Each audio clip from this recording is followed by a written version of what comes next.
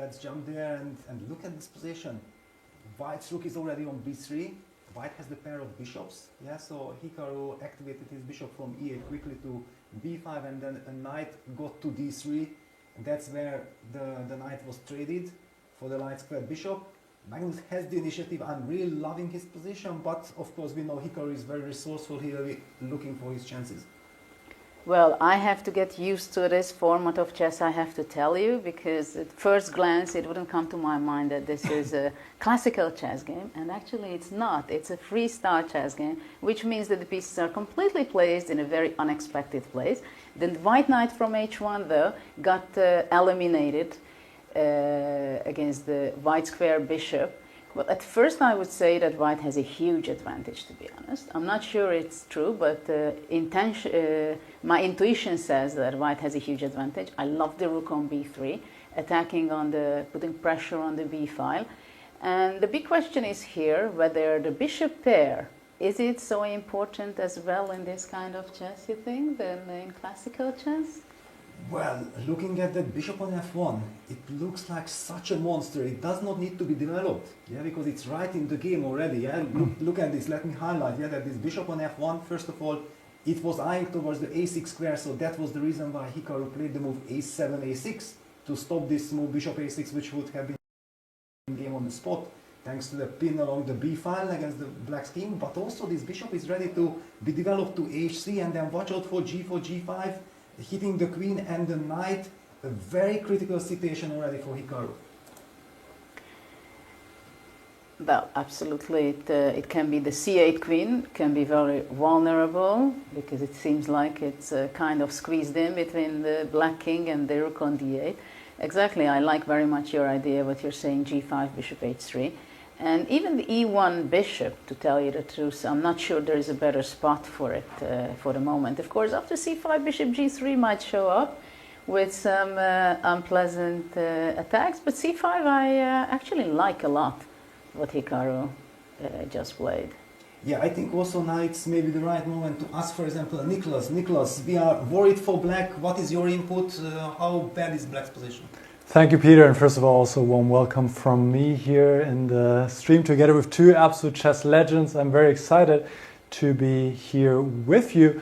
And yes, you are worried about the black position, and rightly so. But I think, as Judith pointed out, c5 was a great choice to not be passive, but complicate matters and ask some questions to white. And we see now there's a lot of pressure. Maybe the pawn wants to go forward with c4, hitting this well-placed rook. So it seems that this is an important moment where white should take this pawn on c5, but at least you feel like, okay, black is getting his piece into the game. Maybe the knight can come over to d7, take like this. So it's getting more concrete, it is getting sharper, and we see actually d takes c5, queen takes c5 on the board. And Magnus has the advantage, but at least black has some space in the center, so I think black has some chances to get into a game, Judith. Yes, I'm just wondering actually that the king on b1 will be stuck there. It's not going to go to the king's side anymore to castle, because that's not legal. At the same time, if black, for example, not taking with the queen, but it takes with the bishop, then the black king can still go to g8 to castle short. What do you think about that idea? Yes, I'm actually expecting black to go short castles, which is actually the long way from b8 all the way to g8. But yeah, black needs to develop the bishop first from f8, and then everything is ready. Black would be, I think, happy to sacrifice the pawn on b7. That's not an issue. Just get quick development. As Nicholas highlighted, black has the center, there's something to play with. The knight on g6, that's a knight that disturbs me a bit. It's far from the action. On the other hand, it guards the e5 pawn. That should also not be underestimated, because we already talked about some bishop g3 ideas hitting the pawn on e5. Well, thanks to the knight on g6, the pawn is already protected. Bishop d6, very natural development, and Hikaru is trying to get that short castle or long castle, depending how we want to call it. Well, that's why maybe white should be playing rook c3. And then the king is stuck on b8. What do you think about that? Rook c3, and then maybe bring the other rook, rook a3, and to b3. That would be quite a setup. That would be, luckily the bishop on d6 will be hitting the a3 square, so it won't be so easy for white, but where do I place the queen? That's the big challenge, yeah, because I think after rook c3, queen b6, you will be kicking me with a5. If the queen goes back to b6, then a5, then maybe you will have the chance to activate the rook to a4. I like that. Yeah. Body language, what do we read from the players? I think Magnus is enjoying, no? Yeah, he's doing fine, I think. Also, g5 might be a move. And if the knight goes anywhere else but d7, then bishop h3 can be also stopping the castle for black. Because I think white has much bigger chances of attacking and have or keep the advantage if he can keep the black king on b8. Look at this, Magnus goes knight g3, yeah? It's another very interesting idea. He wants to jump in with the knight to f5, that's a lovely spot. Of course, and then we'll be combining some bishop b4 ideas. Yeah, Hikaru makes sure that to stop that knight f5 jump with knight e7. Alright, the game is heating up.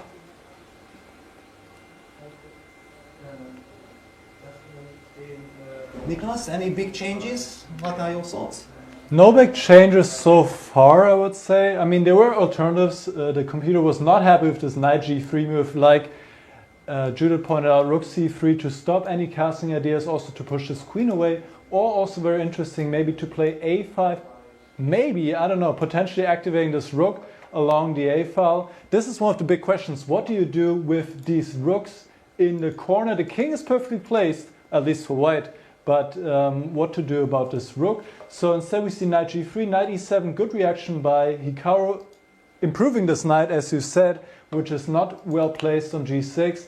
And now we see rook c3, and the moves are coming in quick because the players don't have so much time. 4 minutes for Magnus, 5 minutes for Hikaru. The position is getting better for Hikaru. I mean, he's not better, but he was worse earlier. So it seems it's going in the right direction. And for now, black can still castle in both ways as long, well, if the rook moves, black can castle short side. He would probably be happy to do so, and then maybe open up the position somehow on the queen side against the white king. So this could potentially become very sharp, Judith. Well, I think in this position, black is also threatening now maybe to play bishop b4, trying to exchange the black square bishop to loosen up, make more space for black.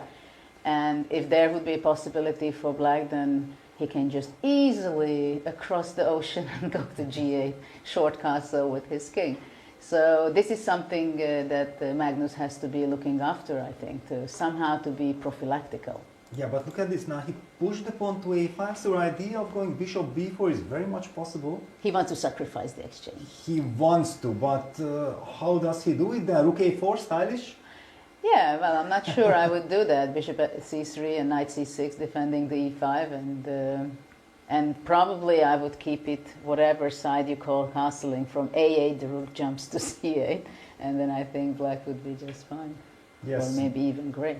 I see Diego Bar does not love the exchange sacrifice. Yeah, you highlighted also that black has this idea of knight c6, eventually going d5, d4, and already castling will be possible.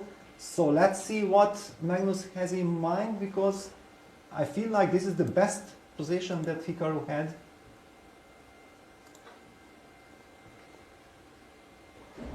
And we have the exchange of bishops on the board.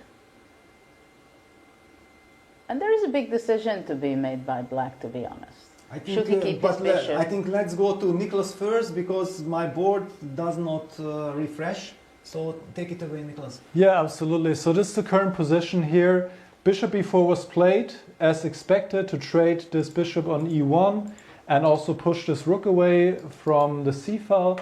So again, there is castling on the menu, but I'm not sure if this is the right moment to do so. Let's just try it. Let's just, for the effect at least, show what happens here. This is possible, this freestyle chess, but it would not be a good moment because queen b4 is a very strong move, hitting the knight on e7, hitting the pawn on b7, and immediately black is going to drop some material here. So while you of course want to make this stylish move, this would not be the right moment to play castle. Hikaru is thinking, both players with 3 minutes 40 on the clock, and he should activate the queen once more, bring the queen out to c5, And maybe it's still an option to put the king to a7 and then bring the rook into the game via c8. And the position is close to equal, maybe still a bit better for white. But an important moment, queen c5 should definitely be played here. Otherwise, white is clearly better. Peter. Wow, well, actually, good news and the bad news that we can follow everything that you are saying. I have done some moves on the position. Yeah, this exchange sacrifice was not tolerated by the technology. The game has shut down. I'm not able to refresh the game. So if we are looking, if you continue looking at the Magnus game, then let's use your board, Absolutely. Nicholas. Whenever this game ends and we jump to another game, then I can take over. Yes, so Hikaru is still thinking, big moment, he's down to 2 minutes 40. Let's remember they get 10 seconds increment per move, but of course this is not a lot of time. And we see Hikaru, he is in the tank right now and he does not seem happy and he notices his time going down and he plays knight c6.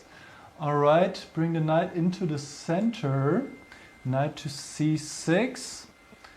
This was the second best move, but you can see the computer is giving a question mark to this move.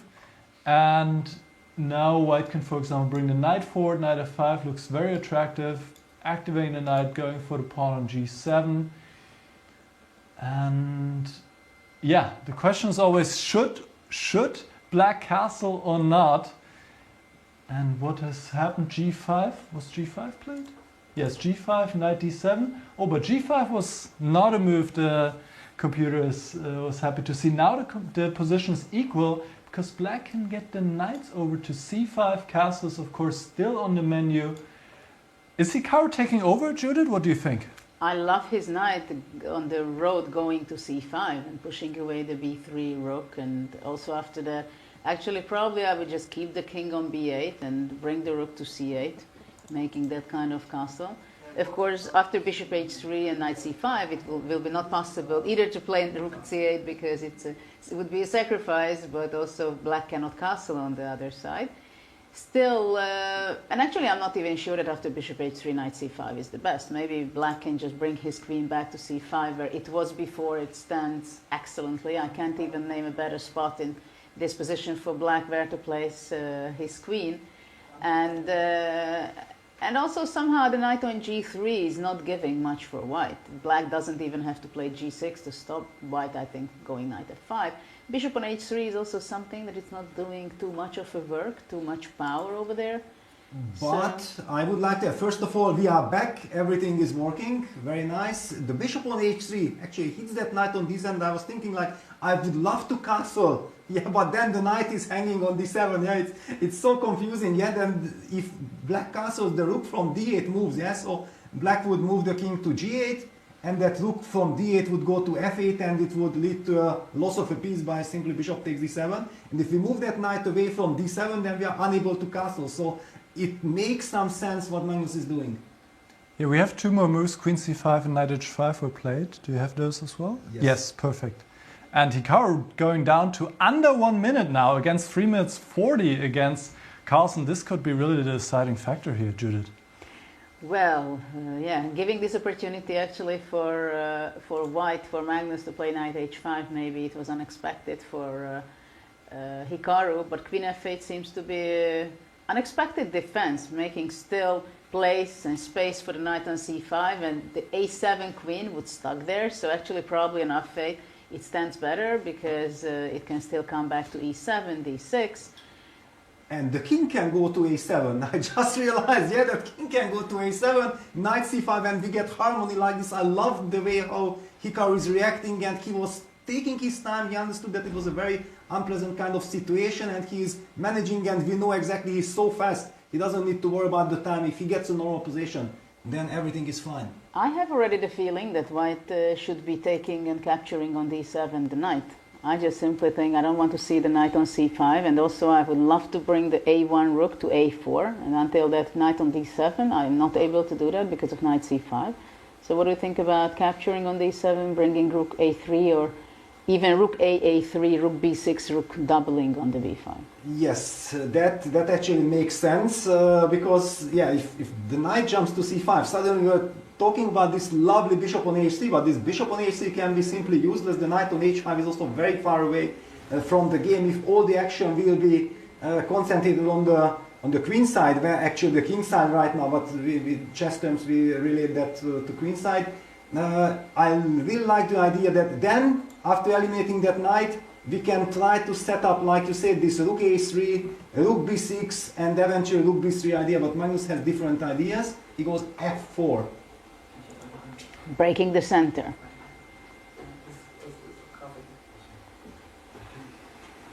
Keeping the tension.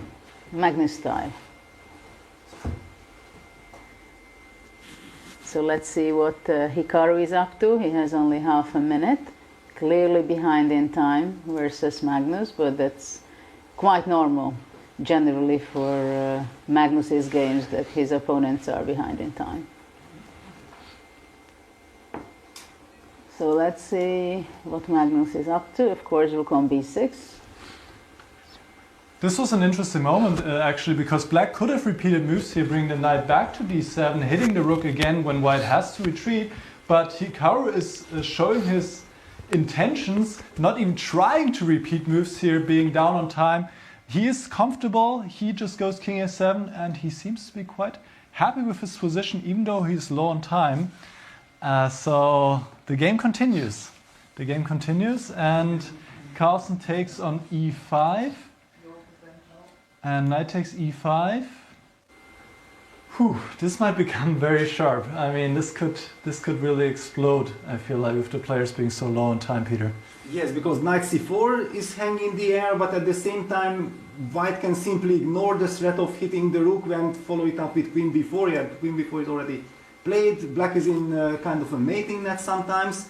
Yeah, rook a b8, creating luft for that king, just in case the a8 square is available. High level drama. Can't knight g7 be played now?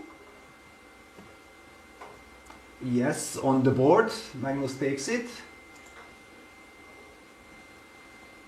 And after knight c4, then you just move that knight. Okay, Hikaru goes knight c6, hits the queen. So queen, where do we go back? Queen c3, knight e4. Okay.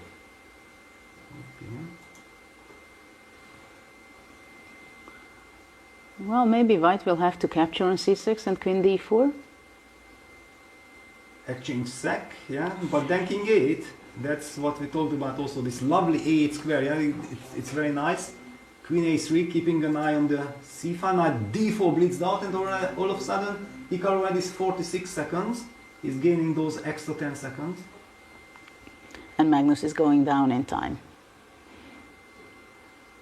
Well, a lot of things happened in the last few moves. Yes, and the rook on a1 still not in the game. Eventually, Magnus might play castles. Yeah, king to c1, rook from a1 to d1. That will be long castles. e4. I'm guessing rook takes d4, yeah, on the board. Making sure that white is unable to castle. Well, black has a much more harmonious position than white at this point. In time trouble, this is all what matters usually, knight f5, but of course, yeah, Magnus is making What about sure rook a4? To coordinate his forces. Okay, queen somewhere, queen to c3, yeah, rook a4 on the board. Let's see where Magnus hides his queen. To e3, I guess? All the way to g3. Wow, maybe he's heading to c7. That will be a lovely spot, eventually putting pressure on the b7 pawn.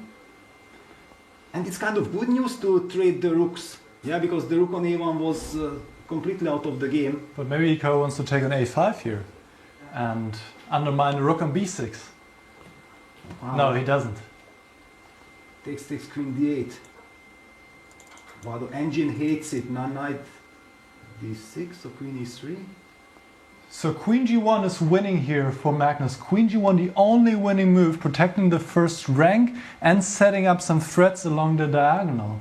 Wow. Wow, big moment. How much time does he have? 1 minute 20. Does he seize the moment here to play queen to g1 and creating threats along this diagonal. The knight cannot easily be protected, and you have b4 as a follow-up. So for example, queen g1, queen d5, b4, and once this knight moves, you have all kind of discovered attacks along this diagonal. Big moment. Does he And find he plays it. He plays it. Wow.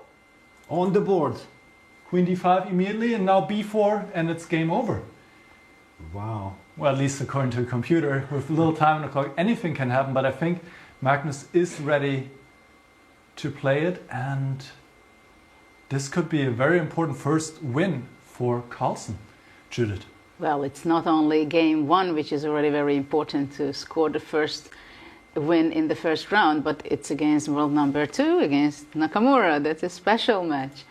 Anyway, it's one of the toughest match maybe for Magnus, thinking before the tournament. Of course, every game is going to be very exciting and difficult, but still. And b4 is on the board. Yes. It made so much sense, yeah, because that's the move that makes everything so powerful. Otherwise, you are unable to capitalize on the pin. And look at that, yeah, queen e5 check. I will just highlight this diagonal, that what a vital diagonal, that rook on b6. Once the knight moves, then the rook will move with a discover check. Rook takes a6, queen b6, checkmate is on the line, but simply rook takes c6 as well. Effective enough after knight a4. And we see Hikaru not liking his position. He's realizing that things did not go on the way he wanted. Well, obviously he felt that things were just okay for him before. Yes. Yeah, rook c8, okay, this is giving up the piece. Queen takes e5, knight takes b4 check. Is that some kind of a gamble? But of course Magnus will not give that chance. bc5, but all of a sudden queen c3. Hikaru is back. Is he back? He's trying. Well, knight d6. Isn't that killer? Knight d6, rook b3 back as well. Yeah, Magnus opted for rook b3. Queen takes c2 check. 40 seconds versus 40 seconds. Well, you know, with Hikaru, you never know. Until he resigns, the game is never over. Exactly. Yeah, Magnus is definitely making more difficult for himself.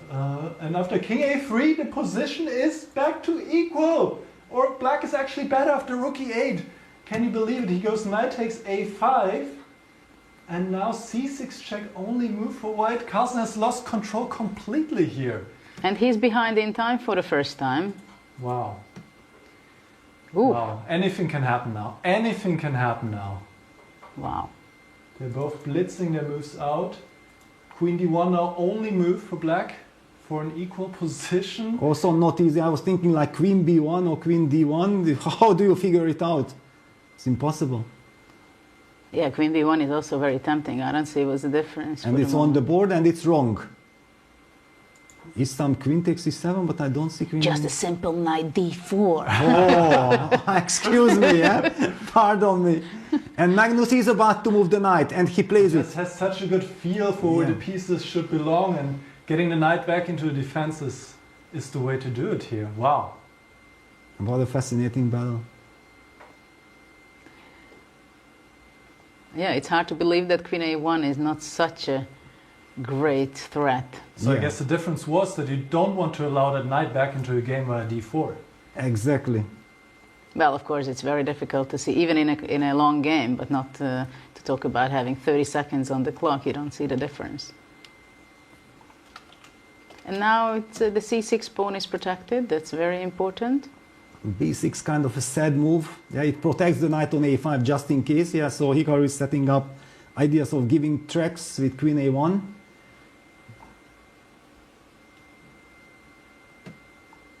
How easy it is to queen d6 played to get everything under control. And now there is a deadly threat of queen d8 check. At least one thing that we can understand in this crazy position. And yeah, Hikaru running out of time. Queen a1 check, king b4, and then check will be met by knight b3. Wow, knight b7, lovely move. What a move. What a saving try. Queen f8 check. And knight b5. Ooh. Sensational finish. Wow. A takes b5, rook a3, handshake. What a win for Magnus. What a start to the tournament. What a My game. goodness. Yes. This game, I think, can be analyzed for hours. Yeah, it was such a fascinating battle. But now we should head over to other games. Do we have other games in progress, Nicholas? Yes, so we have 2 results so far. Fuchsia beating